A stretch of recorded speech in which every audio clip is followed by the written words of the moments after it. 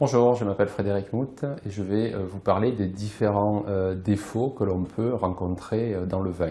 Alors on va maintenant aborder les défauts visibles, visibles à l'achat. Lorsque vous avez par exemple dans une caisse des bouteilles qui sont tachées par du vin, alors il se peut que ça vienne d'une bouteille qui a été cassée et dont le vin vienne tacher les étiquettes voisines, mais il se peut aussi que vous ayez parmi ces bouteilles le syndrome de la bouteille couleuse. Alors, la bouteille couleuse, c'est quoi? C'est une bouteille dont le bouchon s'est desséché parce qu'elle a été stockée dans une atmosphère qui n'était pas assez humide, une atmosphère trop sèche, et donc le bouchon a absorber le vin, et lorsque le vin arrive au bout du bouchon, eh bien, il coule sur les autres bouteilles et les autres étiquettes, et là c'est très très grave puisque les bouteilles là il y a à l'intérieur des bouteilles donc de l'acide acétique, de l'acidité volatile, et il y a en règle générale du vinaigre, et vos vins sont impropres à la consommation.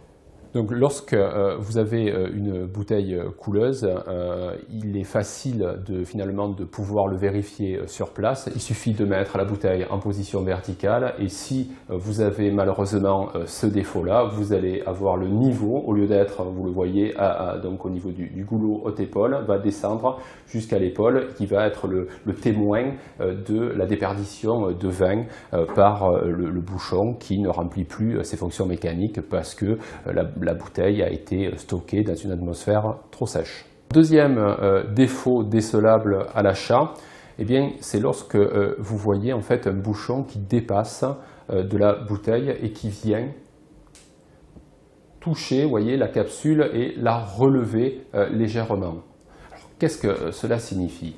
Ça veut dire que le vin a été en règle générale stocké à des températures trop élevées. Alors pourquoi? Les liquides donc, ne sont pas compressible. Par contre, la partie gazeuse qui se trouve dans votre bouteille, elle l'est. Donc si vous augmentez la température, vous allez augmenter la pression dans cette partie-là de la bouteille, et forcément ça va avoir pour conséquence que cette surpression là en gaz va pousser le bouchon vers la sortie, va pousser le bouchon vers l'extérieur.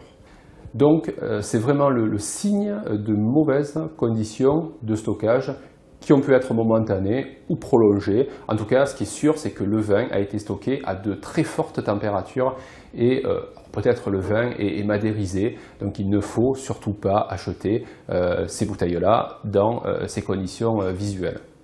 Donc voici en quelques mots les différents défauts que l'on peut encore retrouver aujourd'hui dans le vin, bien qu'il y en ait fort heureusement de moins en moins. Mais un conseil et une astuce aussi intéressante, conservez toujours vos factures, que vous achetiez du vin dans une grande surface ou chez un caviste ou chez un distributeur. Lorsque vous avez un vin défectueux, souvent, je dis bien ce n'est pas le cas chez tous les revendeurs, mais souvent vous ramenez votre vin défectueux avec votre facture, et on devrait normalement pouvoir vous le remplacer sans faire trop de difficultés.